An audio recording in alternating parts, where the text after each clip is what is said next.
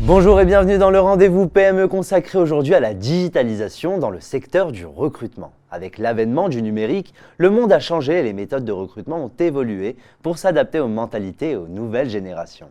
Les modifications qui interviennent dans la gestion du recrutement des entreprises sont en adéquation avec les nouvelles attentes des candidats hyper connectés. Alors ce changement, est-ce une opportunité ou une menace? La réponse avec notre invité du jour, Jérôme Diran, bonjour. Bonjour Imad. Alors, vous êtes le PDG de la société Hire qui s'est spécialisée dans la digitalisation dans le secteur du recrutement.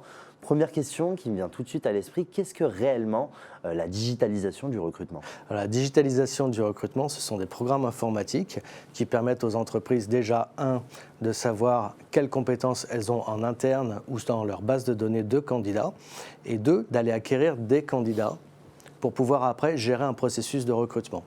Quels sont les outils adéquats pour réaliser un bon recrutement? Autrefois, nous avions deux types d'outils qui étaient donc les sites d'offres d'emploi, job board, et les CVTech, donc les bases de données où les candidats s'inscrivaient pour être identifiés par des recruteurs.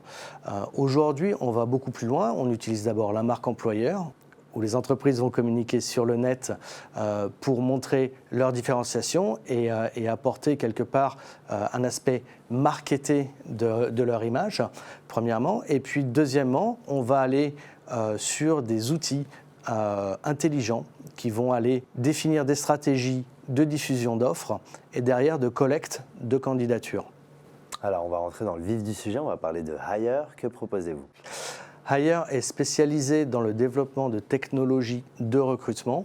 Depuis 2015, nous avons créé un algorithme de matching qui va identifier en fait la pertinence des candidats que nous avons en base par rapport à une offre donnée. Cet algorithme de matching, il analyse deux axes principaux du candidat par rapport à une offre.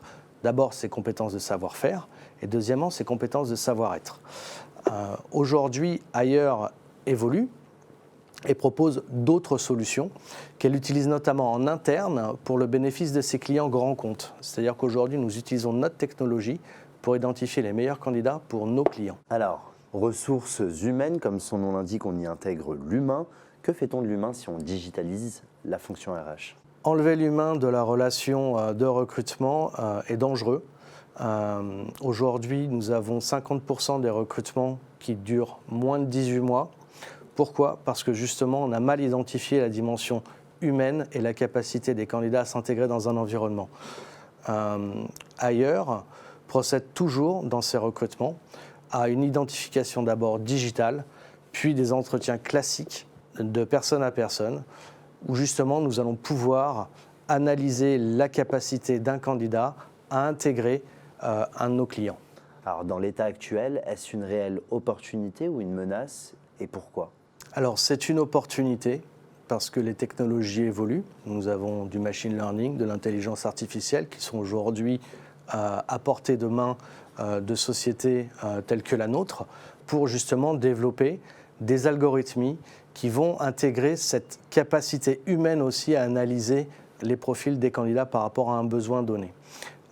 Cet algorithme, chez nous, elle est développée notamment au travers d'un algorithme qui va prendre une troisième dimension, donc elle va plus s'attarder seulement sur les compétences de savoir-faire et de savoir-être, mais elle va intégrer aussi une autre dimension qui est celle de la capacité d'un candidat à intégrer un environnement. C'est-à-dire que tous nos clients aujourd'hui répondent à un questionnaire qui nous permet justement de connaître au mieux l'environnement et derrière de leur associer des profils qui correspondent à cet environnement. L'objectif, c'est bien sûr de réduire le taux d'échec de recrutement et d'avoir des équipes qui sont plus efficaces chez les recruteurs. Et enfin, on va parler au futur. Quels sont vos projets pour Hire?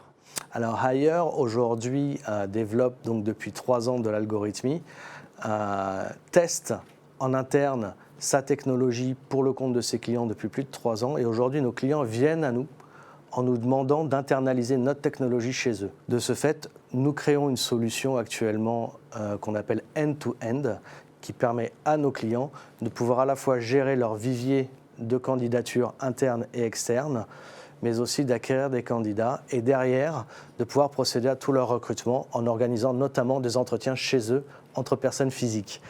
Cette solution intègre plusieurs technologies, plusieurs développements, intègre du machine learning, de l'intelligence artificielle, qui va permettre à nos recruteurs, donc à nos clients, d'optimiser leur temps de recherche pour que leurs équipes de ressources humaines puissent passer du temps plus à valeur ajoutée que juste d'analyser des CV.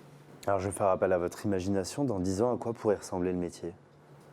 Pour moi, il y aura toujours l'humain au centre du recrutement.